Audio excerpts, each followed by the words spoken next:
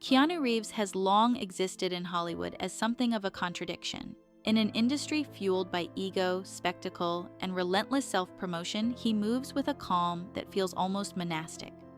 For more than 5 decades, he has built a career defined not only by blockbuster success, but by an unusual gentleness of spirit.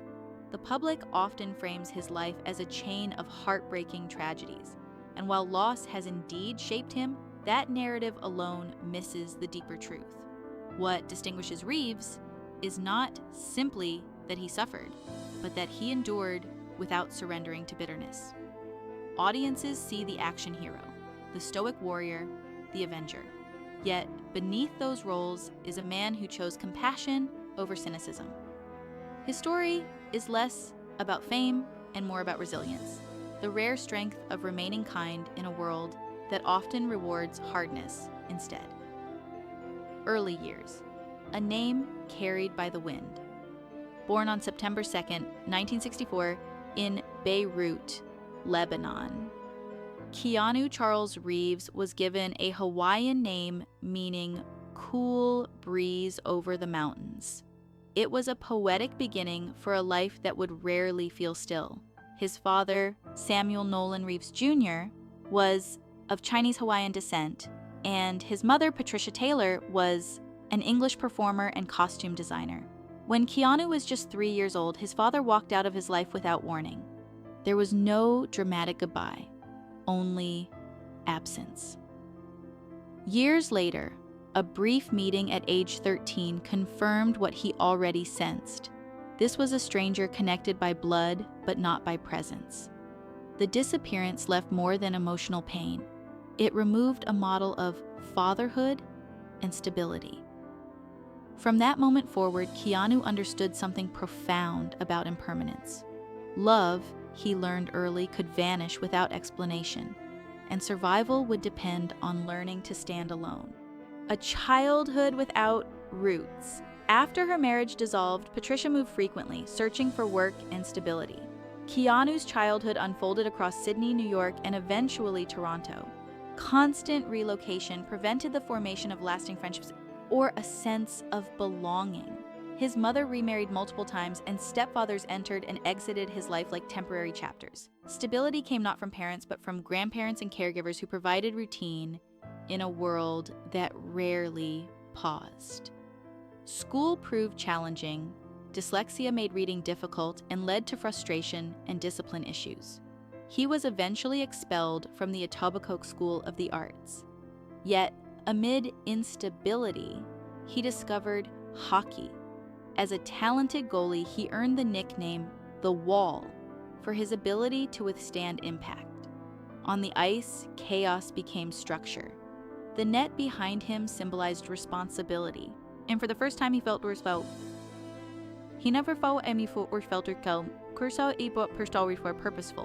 Sport offered what childhood had not, a place to stand firm, discovering acting as salvation. When an injury ended his serious pursuit of hockey, Keanu found another refuge.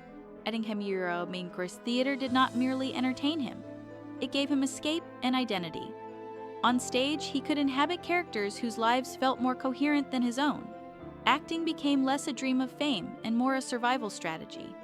At 17, he left high school and committed fully to performance. By the mid-1980s, he moved to Los Angeles, chasing opportunity with little more than determination. Early roles were modest, including a small part in Youngblood, where he once again portrayed a goalie, as if life were echoing his past. The work was inconsistent, the pay uncertain, but the calling felt clear. Acting allowed him to transform pain into expression. Each audition, even those ending in rejection, strengthened his resolve. Hollywood was not welcoming, but he learned to endure, trusting that perseverance would eventually carve a path forward. Rising to fame, from comedy to action icon. Reeves' breakthrough came in 1989 with Bill and Ted's Excellent Adventure, where his portrayal of Ted Theodore Logan revealed an unexpected charm. The performance was earnest and comedic, earning him widespread recognition. Soon after, action roles followed. In Point Break, he played an FBI agent opposite Patrick Swayze, blending intensity with vulnerability. Then came Speed in 1994, co-starring Sandra Bullock, a global hit that cemented him as an action star. But it was 1999's The Matrix that elevated him to cultural legend. As Neo, a hacker-turned-savior navigating simulated reality, Reeves embodied philosophical heroism. The film's influence reshaped science fiction and action cinema. Later, he would reinvent himself again in the John Wick series, portraying a grieving assassin whose stoicism masks heartbreak. Audiences saw power and precision. Few recognized the personal battles he carried. Success expanded his fame, but internally he remained cautious, aware that triumph can be as destabilizing as failure. Friendship and the loss of River Phoenix. Among Hollywood's glittering chaos, Reeves formed a deep friendship with River Phoenix. They met in the late 1980s and shared artistic sensitivity and introspection. Their collaboration in My Own Private Idaho bonded them further, revealing mutual vulnerability beneath public personas. On October 31st, 1993, tragedy struck when Phoenix died of a drug overdose outside a Los Angeles nightclub. He was only 23. Reeves was devastated. Those close to him described a quiet withdrawal, grief expressed not in spectacle but in silence. Losing Phoenix reinforced a painful truth. Life is fragile, brilliance fleeting. The industry moved on quickly, but Reeves did not. He carried the memory of his friend into every role afterward, perhaps channeling sorrow into the layered performances that followed. Phoenix's death marked one of the first profound losses in his adult life, deepening his empathy and reshaping his emotional landscape. Devotion to family, a brother's promise. While fame accelerated, Reeves faced another private battle. His sister Kim was diagnosed with leukemia in the early 1990s. For nearly a decade, he devoted himself to her care. He adjusted work schedules, funded treatments, and provided constant emotional support. During the height of The Matrix success, he quietly donated millions to cancer research, establishing a foundation that deliberately avoided bearing his name. To Reeves, love was action, not announcement. Caring for Kim grounded him, reminding him that celebrity mattered little compared to family. After years of struggle, she entered remission, a rare victory in a life marked by loss. Through this experience, he learned that suffering does not eliminate hope. Compassion became not just a personal trait, but a guiding principle. His generosity toward medical causes and film crews alike reflected a worldview shaped by caregiving. And tending to his sister, he discovered that resilience grows strongest in service to others. The child who never lived in 1999, Reeves and actress Jennifer Syme prepared for parenthood, anticipating the arrival of their daughter Ava Archer Syme Reeves. On Christmas Eve, tragedy intervened when the baby was stillborn. The grief was immeasurable. Dreams of lullabies, first steps, and shared futures vanished in a single devastating moment. The loss strained their relationship. Sorrow lingered between them like an unspoken presence. Though they separated, they remained connected by shared heartbreak. Reeves rarely speaks publicly about this chapter, yet its imprint is unmistakable. The pain deepened his introspection and perhaps informed the quiet melancholy audiences perceive in many of his performances. Losing a child reshapes a person irrevocably. For Reeves, it reinforced life's unpredictability and the importance of treasuring fleeting joy.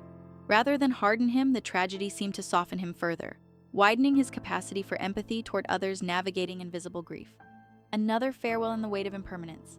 In April 2001, Jennifer Syme died in a car accident at age 28. The news reopened wounds that had scarcely begun to heal. Reeves attended her funeral and confronted yet another abrupt goodbye. Grief, compounded, can erode hope, yet he persisted. He continued acting, not as distraction but as a way to keep moving. Work became structure amid emotional chaos. Years later, during an appearance on The Late Show with Stephen Colbert, he was asked what happens after death. His response, "I know that the ones who love us will miss us," captured the simplicity of his philosophy. No elaborate theology, only acknowledgement of enduring connection. Over time, companionship returned to his life through artist Alexandra Grant. Their relationship, revealed publicly in 2019, is marked by mutual respect and creative partnership rather than spectacle. In embracing love again, Reeves demonstrated courage, the willingness to risk happiness despite past devastation. Conclusion: choosing gentleness in a harsh world today, Keanu Reeves stands as more than an actor with a celebrated filmography. He represents a rare archetype, the humble star who measures success not by wealth but by integrity. Stories of him riding public transit, offering kindness to strangers, and sharing profits with film crews reinforce an image consistent with decades of quiet generosity. His estimated fortune, substantial by any measure, has not altered his modest lifestyle. Instead, he continues to create, collaborate, and give. Your arc amar sur every cow wife, your arc we cow work his life, amris na narnorwam inarmao. Not defined solely by tragedy nor by triumph, but by the decision to remain gentle despite both. In a culture that often equates strength with dominance, Reeves embodies a subtler power, the resilience of empathy. His journey reminds us that survival is not merely enduring pain, but transforming it into compassion. And in that transformation lies a form of heroism far greater than anything seen on screen.